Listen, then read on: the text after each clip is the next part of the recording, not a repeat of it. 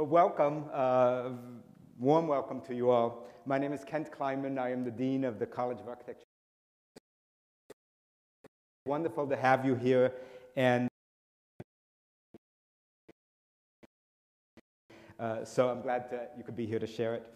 This is our second Eli Broad Lecture. It is named for Mr. Broad, who, as many of you know, is a real force in the world of art and in the world of architecture. In 2010, Eli Broad aided my college in a very, very important project, which was to help establish the Richard Meyer Professorship in Architecture. And in return, we want to thank him very, very warmly for his patronage and support. I also want to thank Pace Gallery, who really helped us pull this evening together, and they represent both of our speakers are represented by Pace, and they helped with the images, so a hearty thanks to Pace. And lastly, I want to send out a thank you to Mr. Mike Moyer and the entire Cornell AAD, the Alumni Affairs and Development team, for organizing this evening for us tonight. A few words about the Broad Lecture. The Broad Lecture has a very particular agenda, and this agenda is to herald the arts, broadly defined, at Cornell University. Cornell, of course, has spectacular reputation in the sciences and in the humanities. Less well known, perhaps, is its extraordinary excellence in teaching and in the creative arts and in the humanities.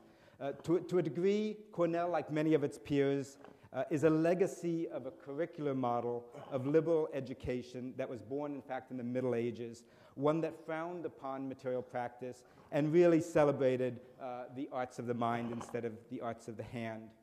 But I want to argue that Cornell is truly a different kind of place, even from its founding 150 years ago. 150 years ago, it embraced a radically different notion of education, both in terms of whom it was for and what it might include. I like to think that by foregrounding the arts, as we are doing tonight, we are not just, in a sense, updating our institutional profile, but we are really tapping into a profound belief that the quest for knowledge can be embodied equally in formulating an equation, writing a text, designing a building, or building an image.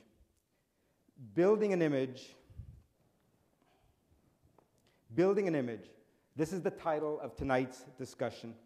It was chosen by James Sienna and Chuck Close together and reflects a personal friendship and an artistic camaraderie that spans over 2 decades. Anyone who has had the pleasure of spending any time with these two sharp-witted and warm-hearted individuals will understand immediately the personal basis for their enduring friendship.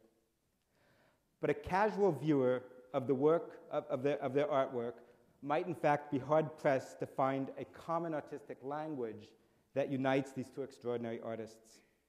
Siena seems to pick up the modernist project of universal abstraction, almost in the vein of a Joseph Albers. Chuck Close seems to emerge from the postmodern camp that embraced the very figuration shunned by abstraction. Siena works on small panels. Close, as you can see, works on bigger subjects, and his work is a little bit larger. But as we will discover tonight, these labels and these differences dissolve and prove unsatisfying as soon as one really looks at the work, and more importantly, really looks at the making of the work, at the material practice itself, at the way the images are built.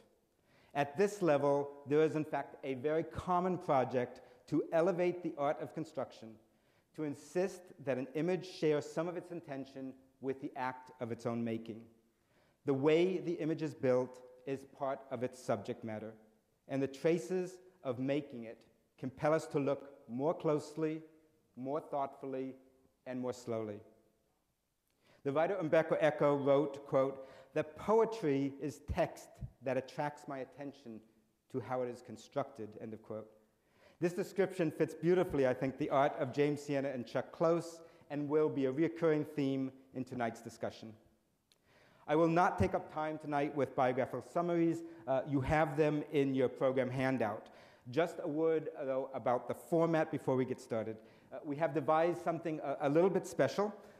First, I'm going to ask James Sienna to present a few of Chuck Close's works that have either influenced or simply astonished him. Then we will ask Chuck Close to present some of James's work that have done the same for him. Neither of the artists knows the other's choices, and nor do I. So this is as much a surprise to them as it is to me, and it will be to you. After the presentations, we will have some time to sit together and talk about the work. We will end fairly promptly at 8 o'clock, so without further ado, I would like to invite James Sienna to talk about the work of his friend Chuck Close. Thank you very much, Ken.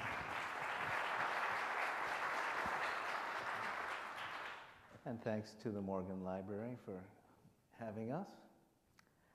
Thank you all for coming.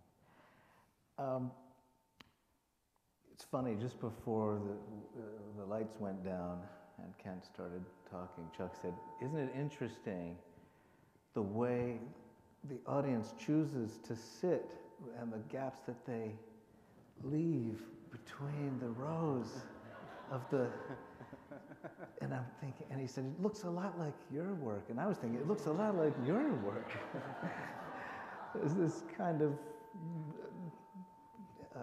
inchoate logic to it. So let's see the first image. I think I remember what it is. And isn't it funny that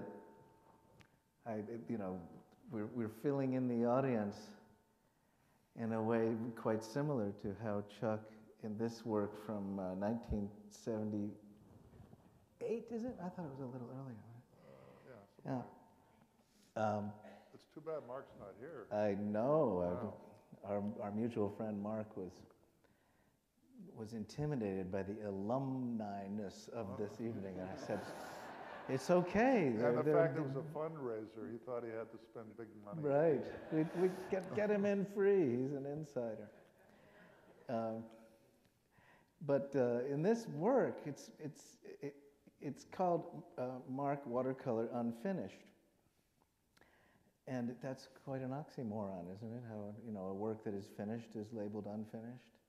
There's a kind of desire on the part of the artist to let the viewer in on the process in a very explicit way. This has been a concern of mine increasingly in the last few years, and so I thought I'd open with this slide. There's also, it adumbrates, the structure of this work and certain strategies of it adumbrate more recent works of Chuck's and his more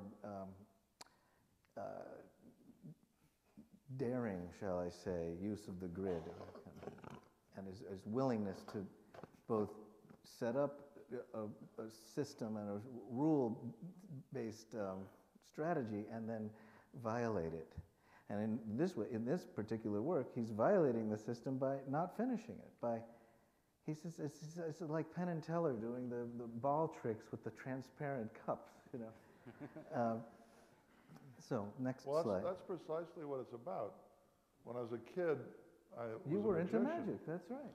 And I used to break the magician's rule that you don't show anybody how you do the trick. And as soon as I do the trick, I would show them how I did it.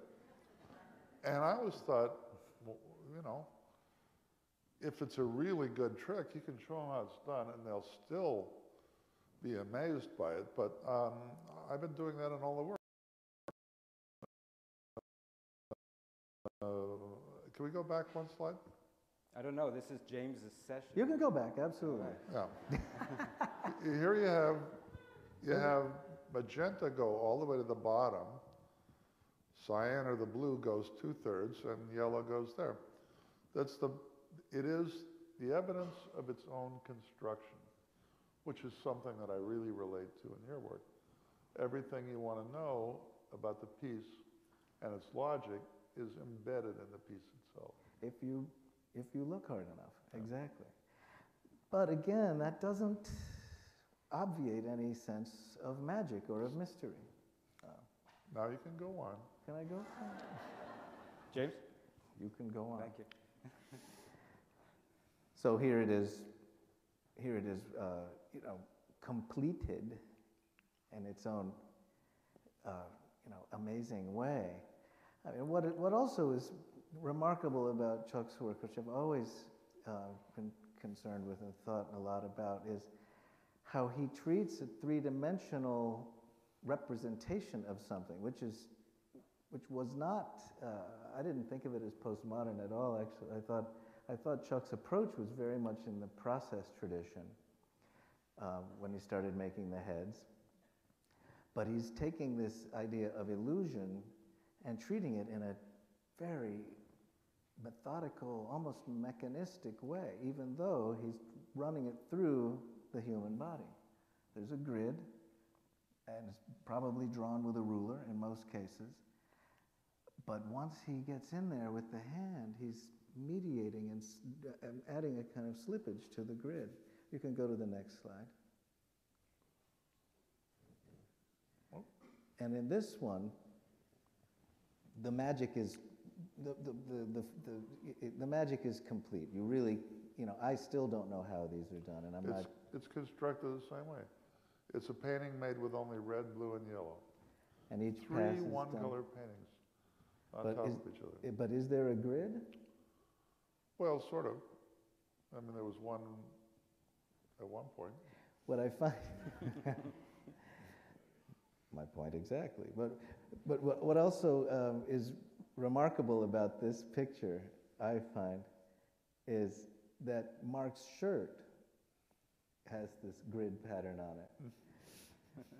And, it occurred to me much later that, wait a minute, even though it's a typically 70s big collar shirt, there it is. And it does have a certain three-dimensional illusionism as well.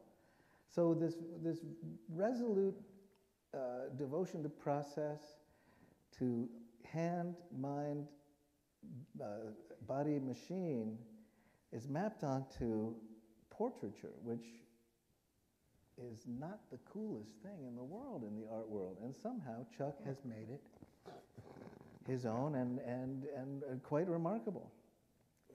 Let's go to the next picture. And here's where, I think that this is sort of a presaging of the new work. And I know a lot of you know the new work, and I want to show some of that too. But I also wanted to show people some of the things that I find really are kind of linchpins and key pictures in your work. So the grid is there, but it seems like there's almost 2 or 3 grids interlocking in some way. Is that accurate? Yeah, well, this was the first of the oil paintings, and I hadn't used oil since I was in graduate school.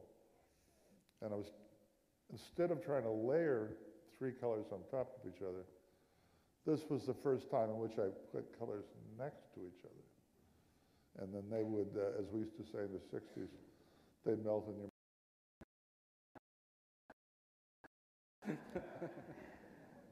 But that was, it was just a way to use the experience of color that I had learned layering and try and find another way to build a painting. Yeah, there are remarkable passages in this painting that are just utterly, when they're seen in isolation. If you look at the forehead, for example, it just becomes a whole other image. It becomes enormously vast and kind of cosmic. Oh, thank you. Cosmic forehead, Chuck. I used to be bald. I'm not bald anymore.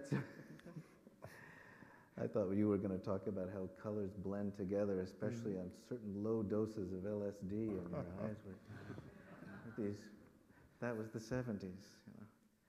Can we see the next one? And this is, talk about psychedelic. Right around the same time, a couple of years. This is the first painting, large painting I made after I got out of the hospital. So it's prior to this one, yeah. And it was difficult to make. I just spent 8 months in rehabilitation. But it also was, the thing is that it's also more celebratory. I'm using brighter color, wilder patterns, because I was just so goddamn happy to be back to work. Yeah, the grid in this one is on the diagonal, which is, you've worked in both the, the orthogonal grid. Well, I guess they're both orthogonal. I don't speak fluent architecture, but there's this kind of grid, and then there's this kind of grid. And there's a kind of visual flow. I've found that in my own work, how the eye moves in a very different way horizontally than it moves vertically.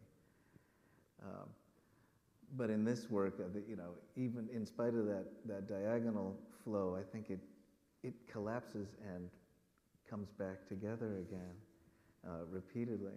Well, I found that if a grid is horizontal vertical, your eye can follow it because we're used to reading and typing and things like that. The minute it's on a diagonal, your eye can't figure out what row it's on. So it wanders? Yeah. Does that happen in your work, you think? I think to some extent, although I think, after looking at your work, I think your work is much wilder than mine is. I feel very buttoned up, Oh, God. I have to, loosen up a little bit. We'll see. But I chose some of these things to actually look at more obvious evidence of the hand and of the grid. There's something about how the hand and the grid and then the three-dimensional space of the head come together, and in repeatedly different ways, having to do with the method by which they're made, which is what Kent talked about earlier on. So I think that's been a concern of many artists, but when you make it explicit, I think every artist actually deals with systems in some way or another. But when you make it explicit, you're doing something else. It's remarkable in this picture how irregular Elizabeth's eyes even look. Like the one on the left is lower than the one on the right, and yet the whole thing holds together in this remarkable way. And it also, I think, presages some of the strategies that you've used in your newer works, in which the grid, the first pass grid, oftentimes the colors in that grid have almost nothing to do with the final image. And what you do is you challenge yourself to somehow pull some of the correct colors out of it by using varying strategies on this two-dimensional plane. Let's see the next one. I chose this one because I'm just totally in love with this work and because of printmaking. And because Keith was one of the first people I met when I moved to New York. He was a very, very funny man. And this is something, I share a love of printmaking with Chuck, and I also share a love of challenges in printmaking with Chuck. And the story behind this could be the subject of an entire lecture, so we'll try to be quick about it. But it's one of the largest mezzotints ever made, if not the largest. It presented enormous challenges to the printmakers as they did it. They were figuring it out as it went along. And the reason you did it was because nobody did mezzotints anymore, right? I thought it would be good to go to a print shop where I didn't know how to do it, but they didn't know how to do it either. And then it would be on-the-job training for both of us. I never liked going to a print shop where they had a thing they do. Right. And they try to fit you into their thing. Yeah. So, I mean, it was just a strategy to keep them as off balance as I was. And look what happened. It's just another picture of him working, so you get a sense of the scale. Can you see that? Yeah. It's the exact opposite of the paintings I was making. The paintings were white gesso canvas on which the image was made with black, watered down black paint. Here the plate is made to print black, and you polish away everything to get the whites. So the background of the painting took no effort whatsoever. The background of the print took weeks and weeks and weeks of scraping and burnishing to make it white. And this is where one of the other things I love about this print. You could go back real quick. Could you go back and then we'll go forward? if you look around his nose, there's a sort of lighter area, and then between the glasses, just above the nose, you see just the inkling of a grid. It gets pretty explicit the more you look at it. Now we can go forward too and see the installation, of the evolution of the print. And I don't know if this, qualifies as one of the first really explicit embracings of the grid. There was the first piece with a visible grid. Oh, I scratched it into the plate. And it changed everything once I went with a visible grid. And you've never gone, I have a couple surprises, I hope. Oh, okay. There is every rectangular painting is one cell of a grid, isn't it? I thought that. Let's go forward another. Yes, this is what I was talking about. This is the finished image of a etching called a scribble etching. I guess you can see the sizes from where you are. It's not the size of that's the paper size. I think the image is.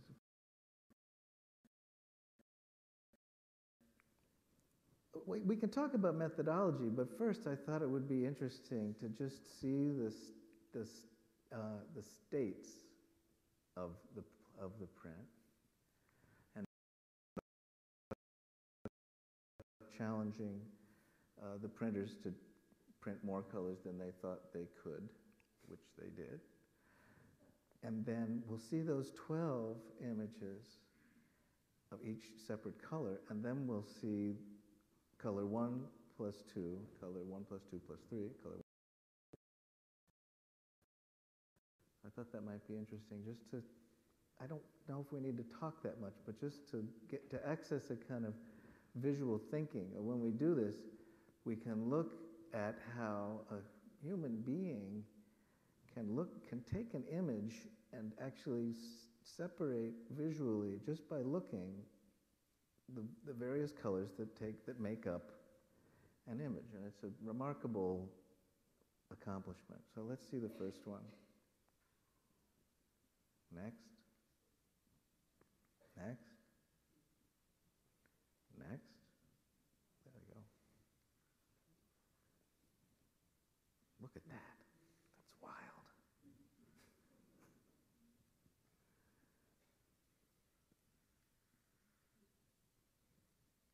Look at that. I love that. That's just like, you were talking about Tintoretto before the mics went on. I think there's a couple more. Talk about building an image. This is literally building it. That's exactly right. And what's remarkable about this portfolio is that Chuck wanted people to own these separate images. This wasn't for scholars, this wasn't just on some website somewhere in a portfolio in a library somewhere. This was the portfolio is 25 prints. It's 12 states, 12 progressives, and 1 finished print, right? It's astounding how the integrity of the image sort of supersedes the process, and yet doesn't negate it or interfere with it in any way. It's remarkable the amount of emotion and resonance that comes out of just a work of art. It's a way of on the other side of the image. I've always been moved by how even the most abstract work of art has a human being behind it, and so many of us forget that these are people who wept and laughed and lived and ate, did all the things that human beings do, and yet the way abstraction or modern art is regarded by society is that it's some sort of separate thing. This is a way of really making it very, very explicit how human art making is. So let's go to the next one. I think we're almost to number 12. These are progressives. Now we're in the progressives. Yeah, here we go. These are the colors overlapping. And you keep looking, you go, oh, that's good enough. The way I did it was I used a different colored pencil each time and a soft ground. And I would draw the color that I wanted, and it would lift the soft ground off the plate, and then I would print that plate in the color of that colored pencil. So it's always, I'm working towards something. It's wrong before it's right, and I'm sneaking up on what I want. And now what does it need? You know, oh God, I better put that in, I better do that. Right, you made this move, now this move has to be. And I love what you said about, in that quote about it's just a series of moves. It really is a physical activity to move. It is. It's not just in your head. You've got to physically go do something else. I remember how you've said, I like stuff, when we talk about conceptual art, you know. Yeah. I just like stuff. This is not a consumer remark. This is about, I like to make stuff happen. So we're only at about stage 4 here, aren't we?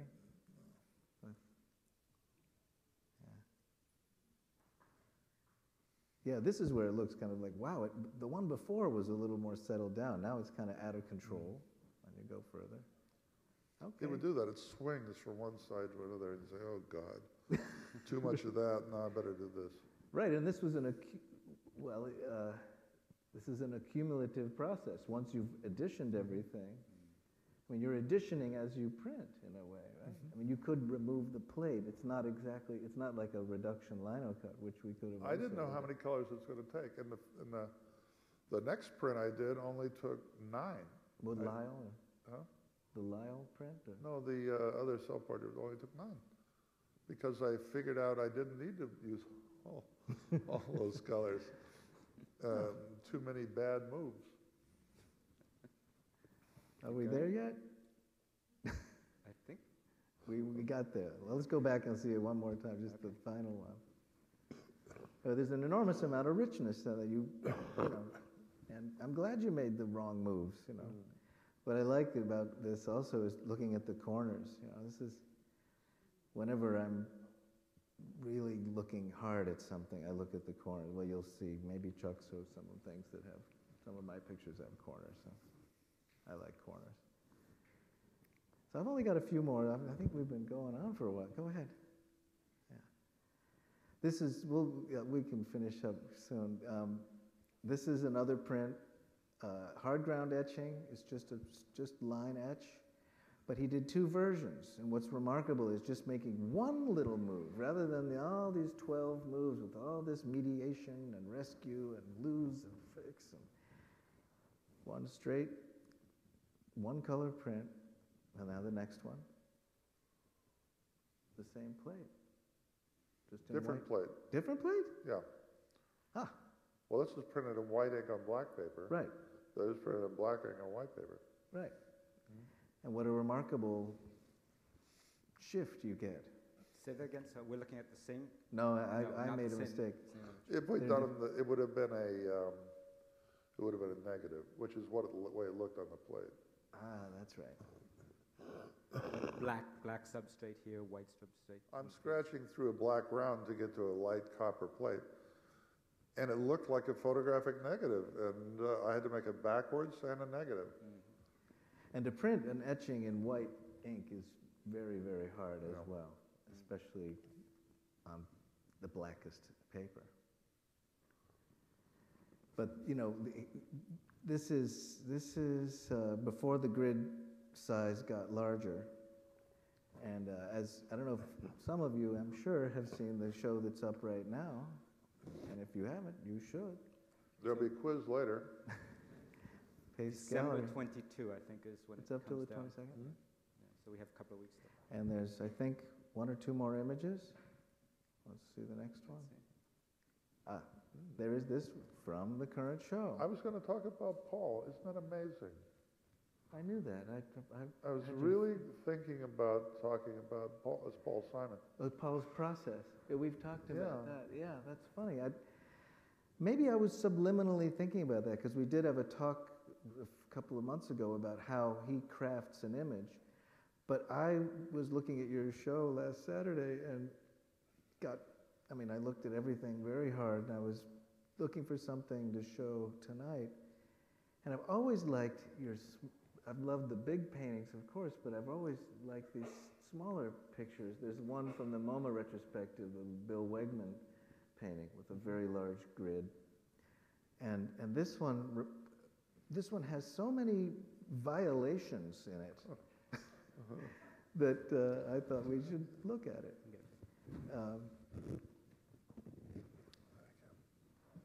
On would be his right eye. So on the left of your screen, this thing below his eye. What is that? No, it's nuts.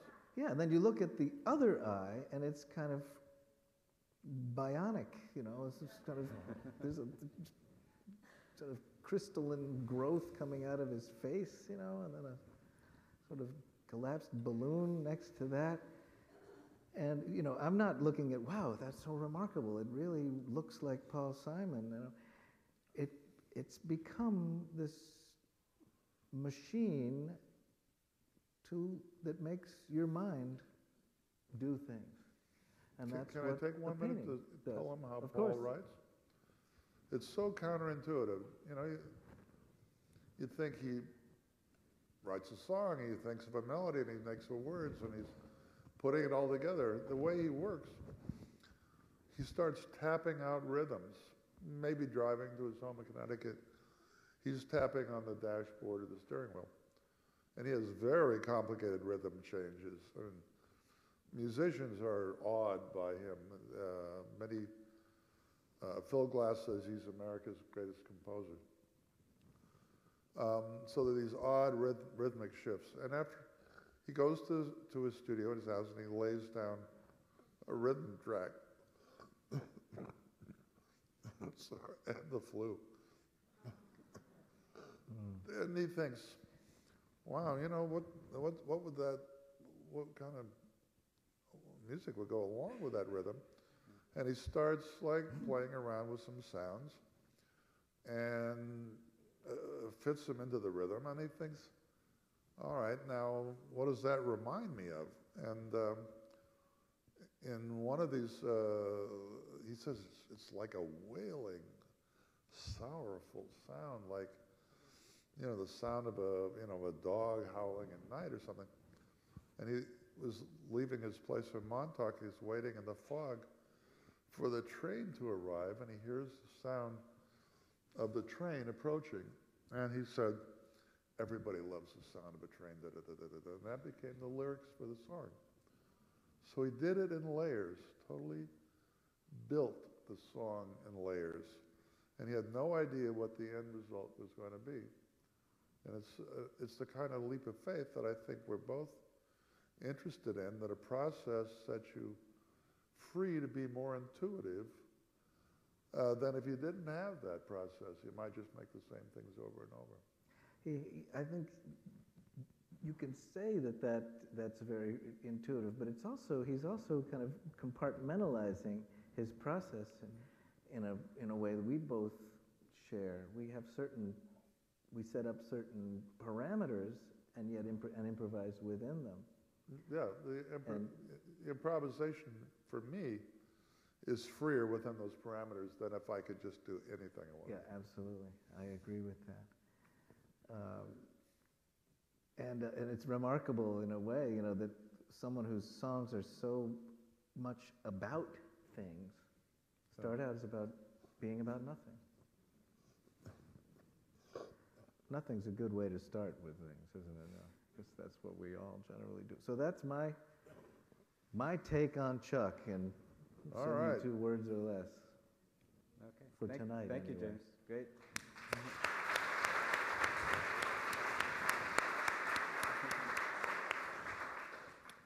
Thanks, James. Thank you, Chuck. If you want me to play referee and give you penalty time and things like that, you just I think he actually meant it. I think we'll still be friends after. Good. All right, let's see. Oh, yes. Ooh.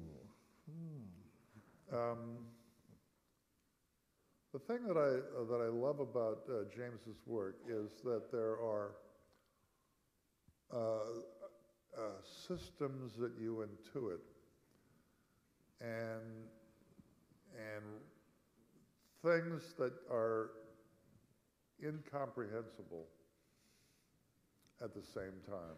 That I'm looking for the logic, I'm looking for what the hell he was thinking about, and it seems to have rather grown organically, and just when I'm sort of getting with what I think the system is, it shifts, and it's almost like looking at the top of someone's head, and all of a sudden there's a colic.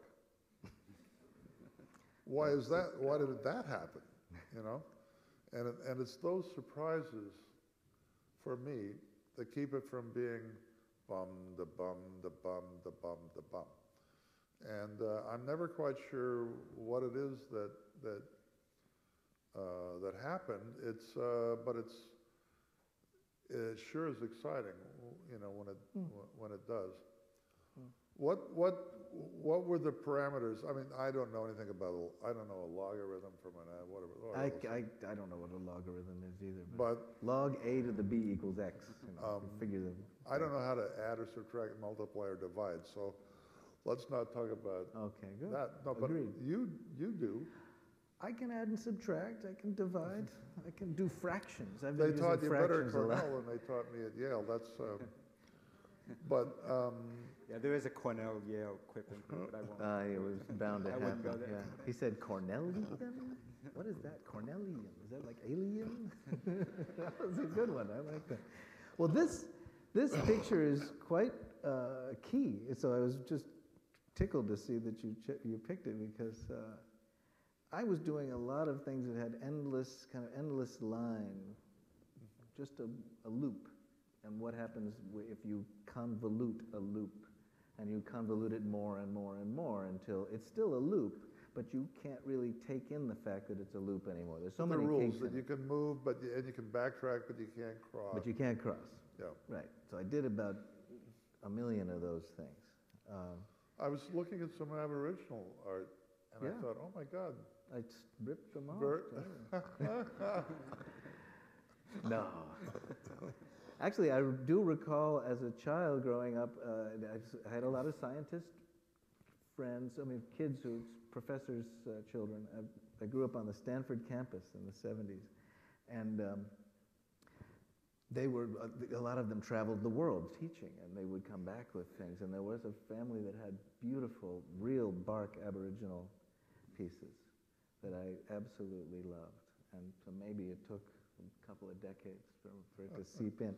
But this picture and a couple others from '91 very much dealt with doing one more thing than having the endless line, and just putting an acute angle into it, basically. And having it start and end at the same place. So that, you know, on the left and the right, I think there's a kind of places where it kind of squoze in. And it also reminds me of Wirsum, you know, Harry Hu. Sure, Carl Wirsum. Yeah, which of course is imagery, and you don't, but it has that same kind of comic energy, and you don't expect to see comic energy in a work that's abstract. Well, and I, you know, loved comic books. And I made them, and I went through a lot of India ink. And I'm going through some more, nearly as we speak. So, yeah. Let's see the next one. Sorry. No worries. You want some of the...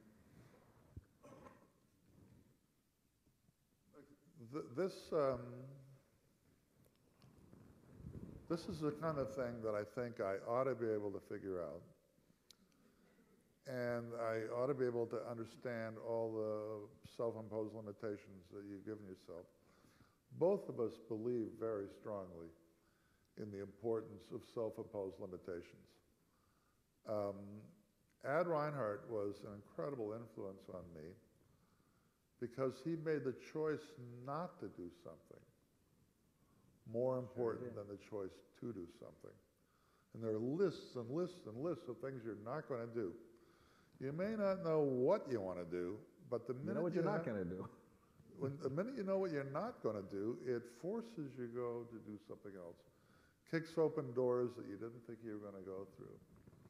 And so the joy for me in attempting to understand the systems in your work is saying, oh, he must have said no more of this, or I'm not going to do that, or I'll do it only if it does that. I was kind of anti-no. You know, I love Reinhardt, but I was thinking maybe he did too much no and not enough yes.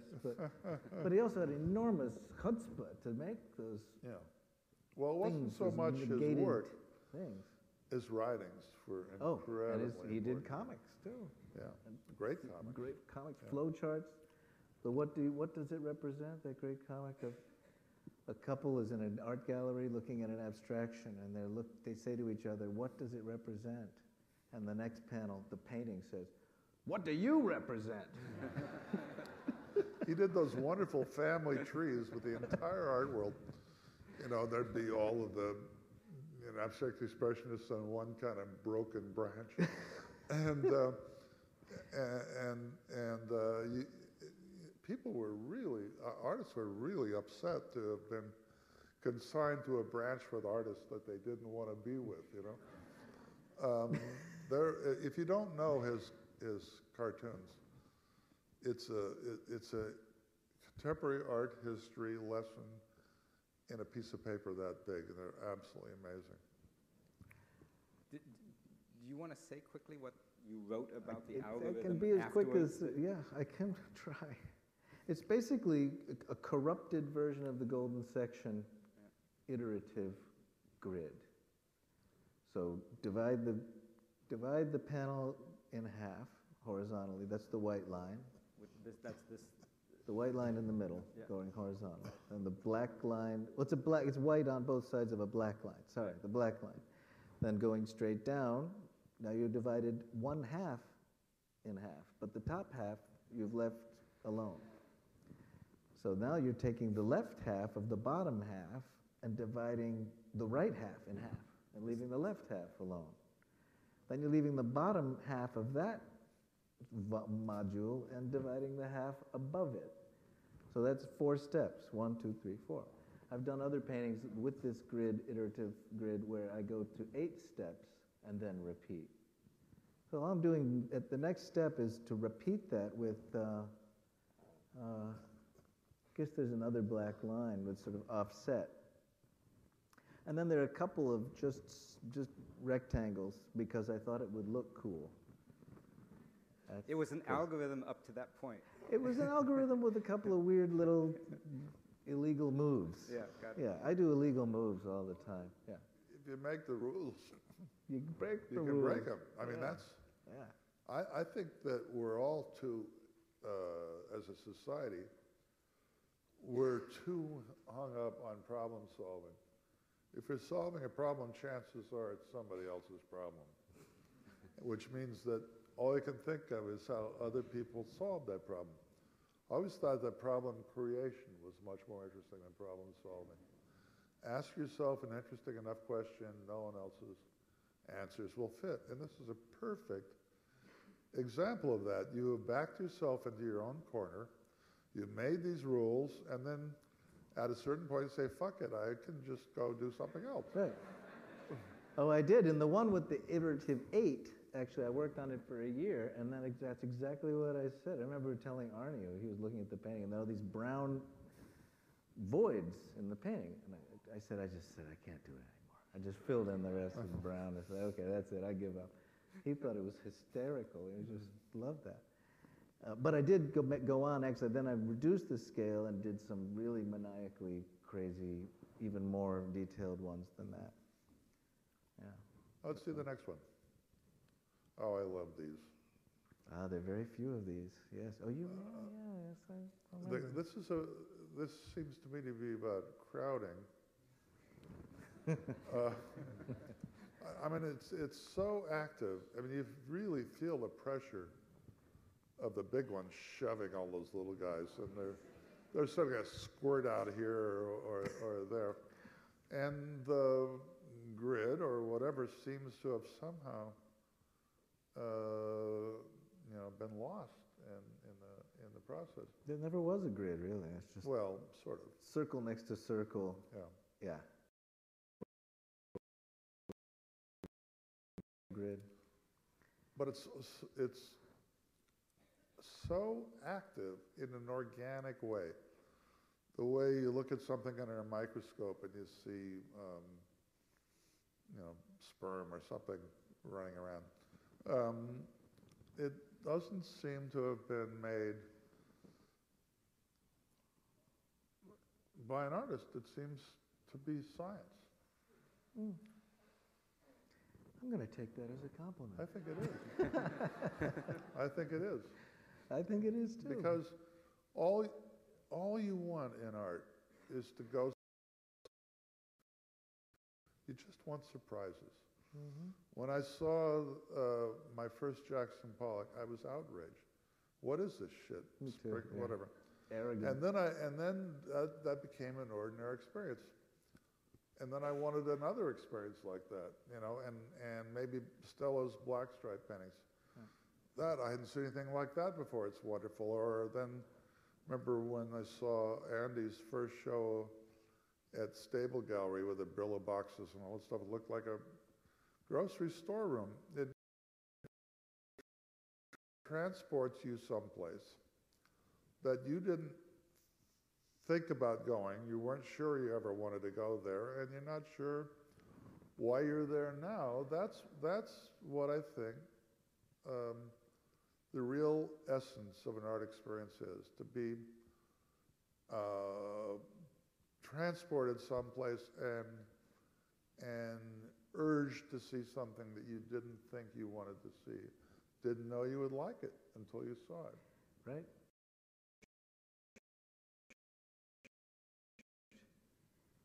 They feel like they just had to exist. Mm-hmm. You just go, this is in the world because it needed to be here. And that's authenticity. That's also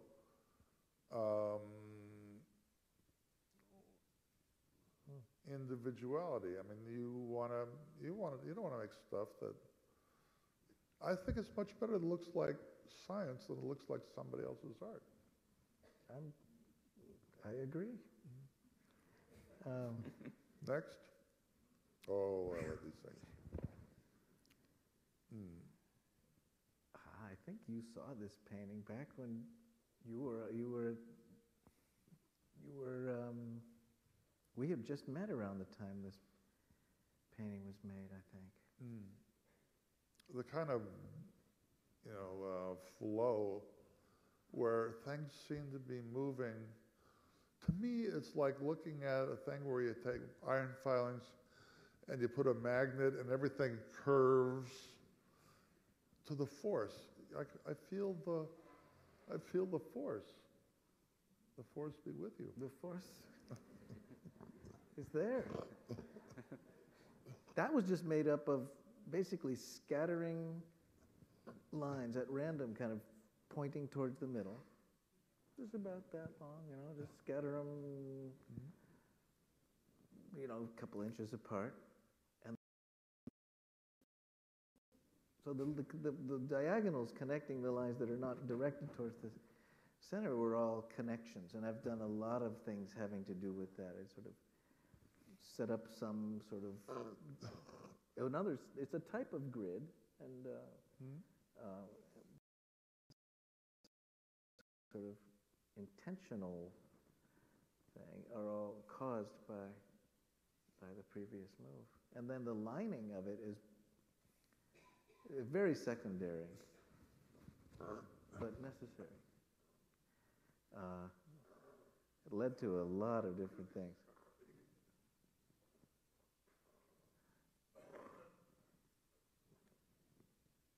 Can I is it okay if I'm disabled, I have obvious disabilities, but you have a disability.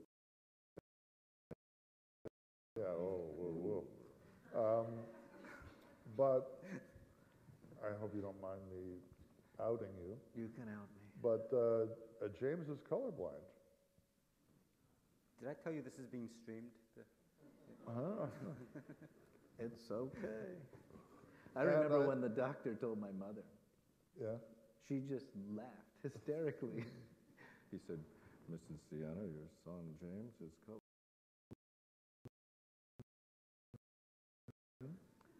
So I've been, very But traumatized by that. you like read the names on the tubes, right? Yeah, I know. It can. But the thing that's so wonderful about it is how odd and eccentric the color combinations are. There's nothing ordinary about your work on any level, including the color, which is so odd and personal and eccentric. And the reason that it's so personal and eccentric is no one sees like you. That's good. And you're sharing that with us. I think, but do they see them the way I see them? As people say, "Are you colorblind?" Well, I say, I see colors, just not the same ones you do. But I do like to I like to go into that wheelhouse of uncertainty and paint with those colors. Mm-hmm. So it'll start. I'll think, is that green or brown? Well, it doesn't matter. Because I take it, forget what it is. And sometimes I think, well, this color is a little darker than that one. I don't know what they are, but this is darker. I can see value. Value I'm really good at. And then you get in that battery picture, you get a sort of illusion of space because you're putting these close value things together. But it's odd because I do think that you're a great colorist.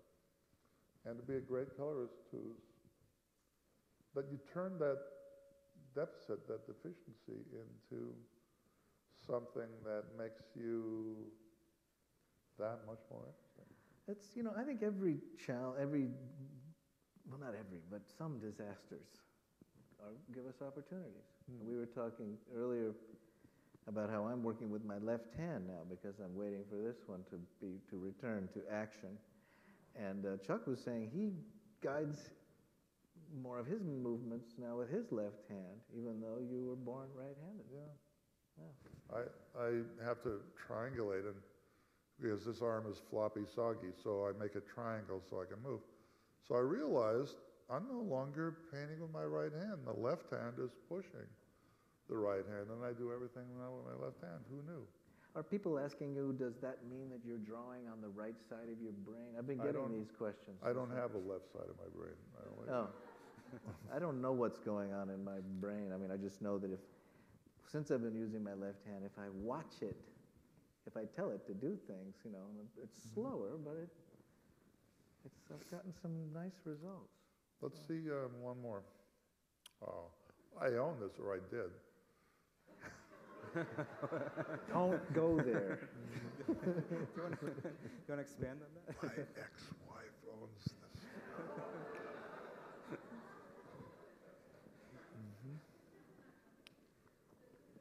I miss it. I've got to. Sorry.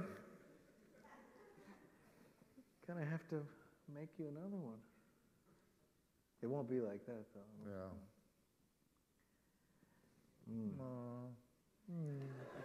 Shall I go on? Is this too emotional? Huh? Shall I go on? Is this too emotional? No, yeah. Cry. Let's change this one. Okay.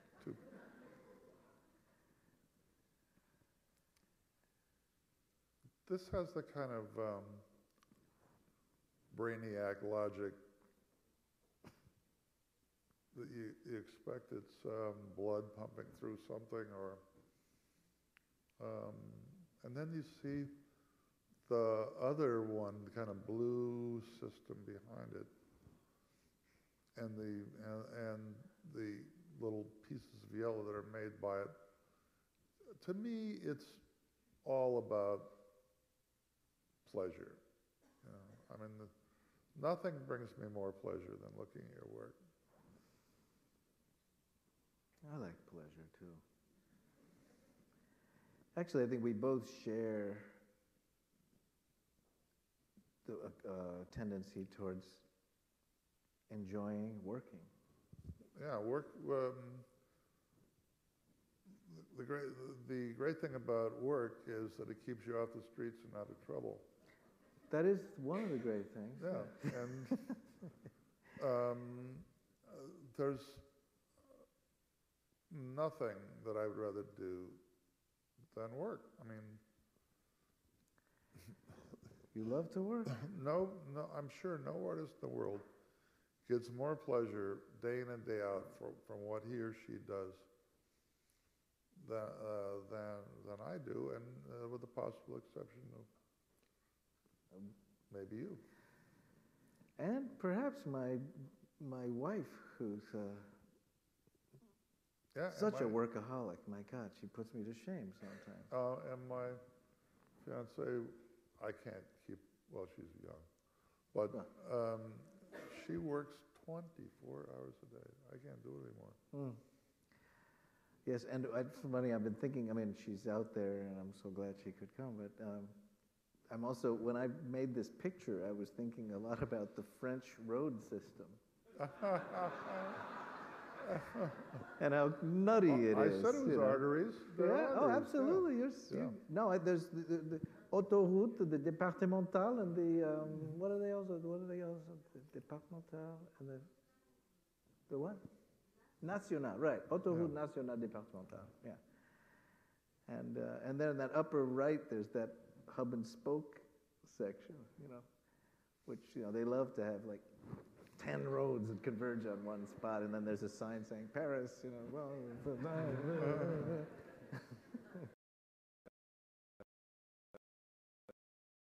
An artist book that had the text over it, shattering the map of Manhattan, mending the map of Paris. That's right. That's right. That was me trying to explain myself with mixed success. Chuck does a good job. He does indeed. Should I go to the next one? I view the world. I'm so learning disabled, and I can't memorize the names and dates, and I don't know the street numbers, and I have no idea. But I float over the world. That's how I know where I'm going. You see and things I'm from looking above? down. I'm looking down. I see the world in plan view. I could draw you a floor plan of every building I've ever been in my life. And that's remarkable, because you also draw the real three-dimensional heads of people. no, they're in flat. in They're ro- flat. Well, they're flat, but they Totally don't flat. feel flat. There's space. You can almost put your head behind them. No space. Let's try another one. Are you surprised by the ones I picked? Like you surprised me? A little, yeah. Yeah, I think it's a great range, though, too. And a nice little tiny picture. I think that's cool. Yeah, that's really. How big is that? Well, it's about the size of my hand, a little bit bigger. And it's we both love drawing. We love works on paper. So, it's funny how that relates to the one before it too. It's just less distorted. No, I guess you guys know that he works with dope. I mean, the paint dope, not. Yeah, no more dope. No more dope. Stop smoking the dope. But model essentially was like model airplane paint, right? Right. So I'm probably high from that. Yeah, right. I have a vacuum system, but it doesn't work very well. On metal, and they have that, kind of glazed enamel, wonderful physicality to them, which I love. And then he has this really sophisticated relationship with paper, which is why you like printmaking, I think. Me too. Laying of things down on paper, ink or whatever it is, has a certain physicality unlike anything else, and it's really unforgiving. and you try not to screw up. But it has a certain kind of urgency that you just can't get in an opaque medium. Absolutely, and you also, I think it's easier than painting because the paper is so damn sexy. Paper is like skin, it's like flesh, and it casts light. It casts light right through those graphite marks. And what it does is it does half the work for you in a way. I don't feel responsible for the entire surface of that thing. I mean, I'm getting a big bonus from the paper. It's just light coming at you. It's a remarkable invention, paper. The new watercolor prints I'm making, and it bounces off the white paper and comes right back through the watercolor again. So they're almost as if they're illuminated from behind. And the transparency is so amazing. And of course, the color is built the same way as that first three-color thing of art. The watercolor prints that I'm doing in my show at Pace are made exactly. I made them in mark in 1979. Stored it away in the back of my head and said, someday I would like to do a whole series of works that are made like that. And I finally got around to doing them, but they function exactly the same way. Yeah, they're remarkable. And I saw the breakdown of the Cindy one at your studio last week, which was great to see all the various printouts separately. I'd like to see that again. Oh my goodness.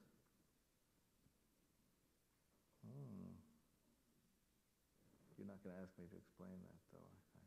It seems like the easiest to explain. That's what I was afraid of. Well, did you want to say anything before I try to explain it? Oh, explain it. Can I punt? Like Ricky Ricardo, explain it to me. Well, Lucy, the columns, the widths of the columns are based on the Fibonacci sequence. So the first two columns represent the number 1. The third column is 1 You plus guys know what Fibonacci 2. is? Fibonacci sequence is a number sequence where each successive number is composed of the two preceding numbers. So 1, 1, 2, 3, 5, 8, 13, 21. And it was discovered that branches in trees leaf out in Fibonacci in a ways. Fibonacci system. Yeah, and there's a math professor at Cornell who actually was painting pine cones, the bases of pine cones, the spirals of which always are in Fibonacci numbers. I mean, never higher than Certain 13. shells and natural phenomena follow the seas. Yeah, so I was, then I started making little toothpick sculptures around these pine cones. And it came back to this. I had made, I think there was an image earlier when Kent was introducing us of a vertical, Right. and the columns are regular. And no, they're not. They do the Fibonacci thing too, but there were a number of pictures where the columns, each successive column had twice as many horizontal lines as the one preceding it. And is this the case in this work as well? The color distribution is a logic that I'm afraid I can't remember exactly. Forgive me, I feel like I'm letting you down. But it has to do with colors not being permitted to touch laterally or diagonally, but using a certain limited number of colors, such that glitches enter the output. That's why they're little in the furthest column over with something like 1,028 lines, or volumes, as I like to consider them, actually. James, just to be clear, this is not a ruled and taped painting. It's not taped, but it is ruled. It's ruled, It was but not drawn taped. with a ruler and painted by hand. Uh-huh. Yeah, and corrected and mistakes, and if you get in close, there's little bits of wobble. But I've done some things in the 2000s. using rulers, but then executing the painting by hand. So there's an oscillation between the ruled line and the painted line, and the variations are are evident but very subtle. And I think they're necessary in this picture because I wanted those lines to interlock exactly right, or it would have been about something else. So column 1 is one color, column 2 is another color, because they have to be solid colors. And column 3 is 2 colors, black and white. And column 4 is, I'm introducing yellow and tan. So column 5, I'm allowed to bring in black again because it's not going to touch column 3. Should we go on? This will go on for a while. That's the problem. I think I remember now. You know.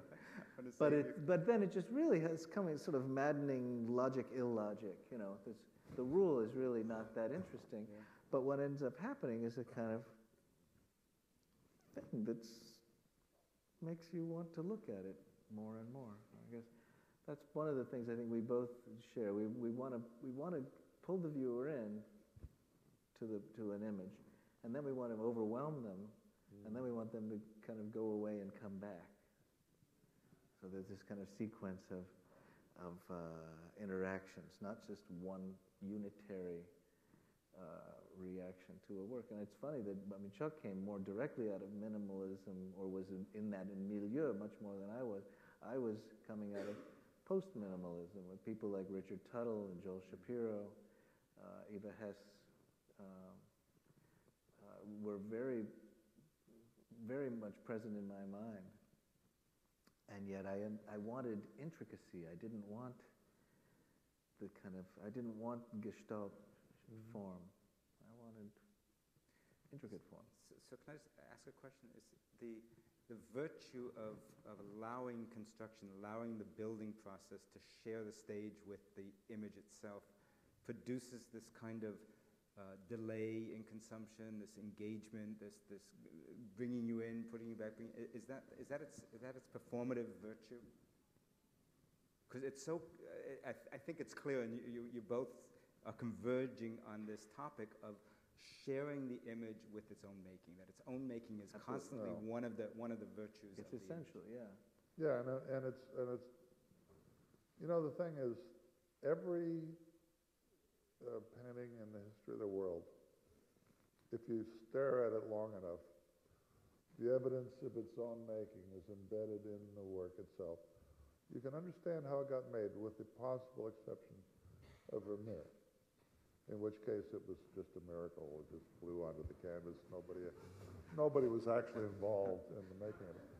But virtually everything else, if you spend some time, the evidence of its own making and the systems that were used and the limitations and the processes are all right there. And it's not unlike reading, which is also an incremental activity, one thing, you know, following another. And part of the pleasure is the physicality, the way words trip off the tongue. It's not just the story that's being told. It's the pleasure of the way those incremental units wrestle with each other, and what happens almost physically in your mouth and in your brain. Maybe I read out loud, but I read, my lips move when I read. Well, that's where the mouth thing came in. Yeah, but it is the physicality. It is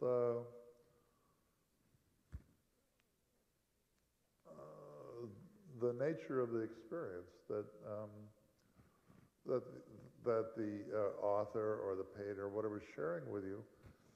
Besides, you know, the imagery or what we could think of as the content. I mean, a story of a bullfight is often a very hackneyed, quite cornball story. But I remember Don DeLillo say that if you think that the what's his name, his books are about Hemingway.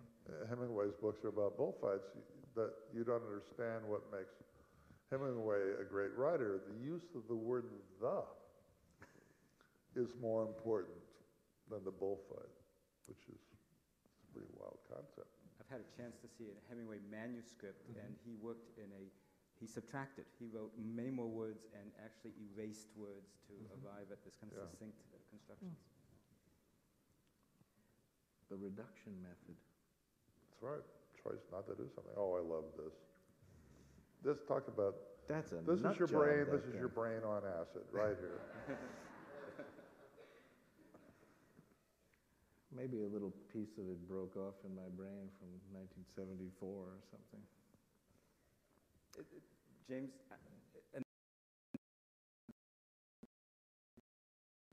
It's a kind of, actually, it's coming back to the yellow and black painting, very much. It's just a group of kinked lines, loops, nesting, and that's all it is.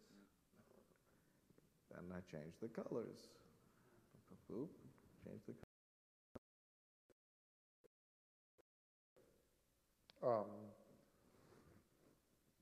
There are the two worst words in art are craft and decoration.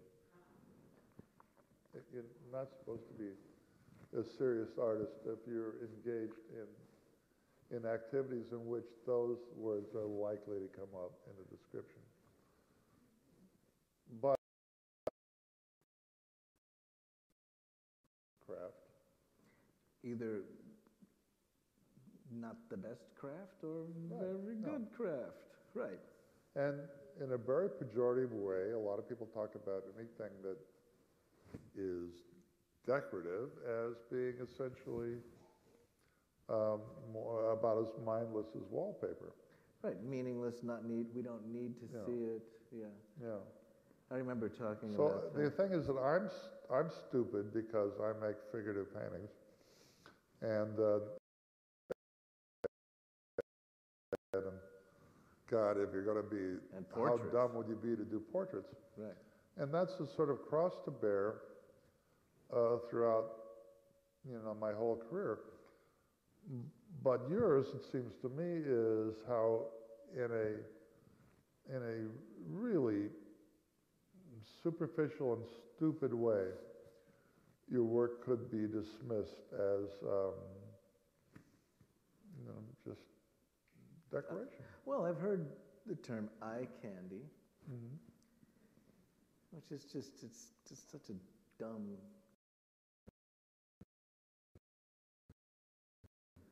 like salty things.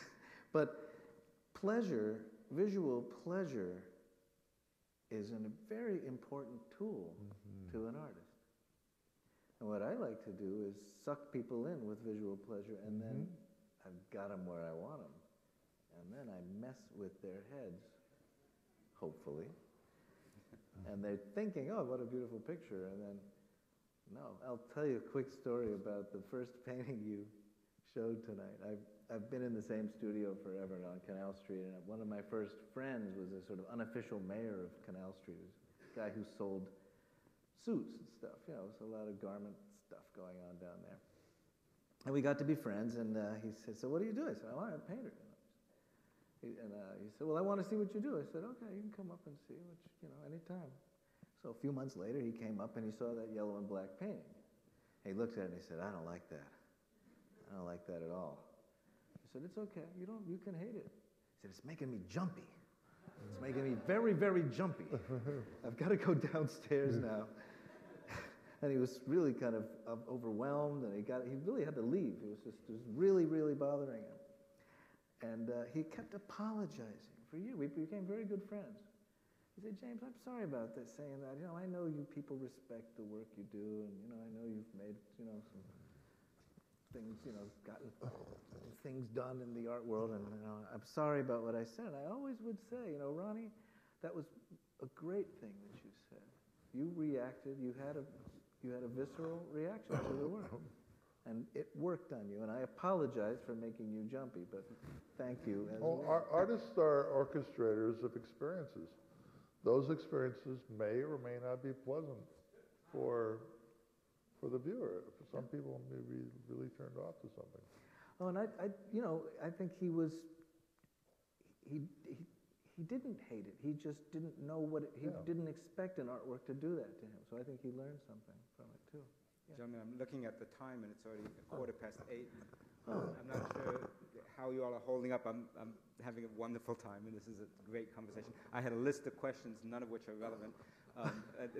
We talk too much. Yeah, this you can't is great. shut us but up. I would be remiss if I didn't, as a dean of a college that has an art program, and at least I would love you to talk, if you would, on this topic, which is teaching art. And because, James, you're now teaching for us this semester and as a visitor, which is great. Chuck, you're teaching, it seems to me, all the time. Every time I read something of yours and look at your work, I'm being educated. But I'm wondering if you just have thoughts about, or if it's too big a topic, just tell me, thoughts about how we might think of a fine art program, MFA, BFA program, in a research university, where this kind of discourse seems to me should be commonplace and daily across multiple disciplines. You've been described as a scientist. You've accepted it, and I think it's a great definition. And wouldn't it be wonderful if on campus those disciplines were chatting with one another the way that you are talking about it tonight? In fact, we are doing that project with the students at the medical engineering, is imaging some new work of mine that's going to be produced in collaboration with these students. Maybe just to fill in the gap, James, you have a sculptural piece made of a grapevine and some matchsticks or toothpicks. It's yay big. You've wanted to cast it, and the question is, how does one do that? And it turns out that maybe some of the technology we have on campus, not in AAP, but actually in the Weill Biomedical Facility, could be exactly the tool you need, and it's turning out to be. We're having some early success, and we'll see where it goes. Yeah. You taught at SVA years before I ever did. I taught there for several years, and then for about 5 years after I taught there, I woke up every morning saying, I don't have to go to SVA today. Oh, brother. I said, oh, brother. Well, that was the druggy late 60s, early 70s. My God, what a nightmare.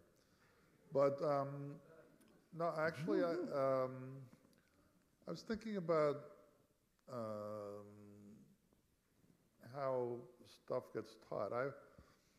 After that print where I had the mesotent, which is the first thing in which I let the increment show, the next thing I did was spray simple little dots in squares. There were no dots that made hair or glass or whatever. They're just inarticulate little dots. And I did one that had 104,000 dots, took 14 months. I got arthritis in my fingers spraying it. And I had a show at Bikert of all the dot drawings. And I'm on my way to the show. It was early 70s, and I on the way to the show, and I walked by a newsstand, and there's a Scientific American hanging. Computer-generated image, which was a very crude, like 14, 15 blocks that either made Lincoln or it made Jefferson or somebody. And I thought, oh shit, now no one is going to believe that I made these things without the aid of a computer, which I didn't know anything about and still don't know anything about. But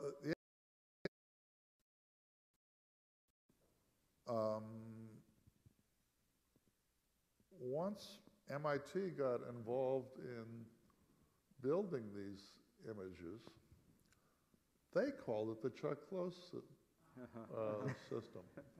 And the idea of the studio, for his own dumb reasons, starts putting marks down, and that those marks, I was averaging grays together. I was doing exactly, trying to do that.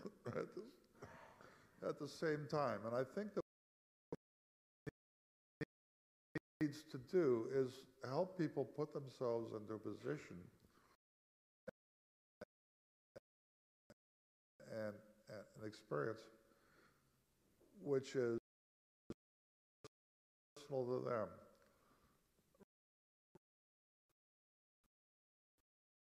Who the only interaction they have is with a program that's, and those programs, I thought my children were brilliant because I got them a computer that had a program and I said, wow, look at that. But then every other kid who came and used the computer made the exact same thing. Because the only creative part of the whole thing was the guy who wrote the program.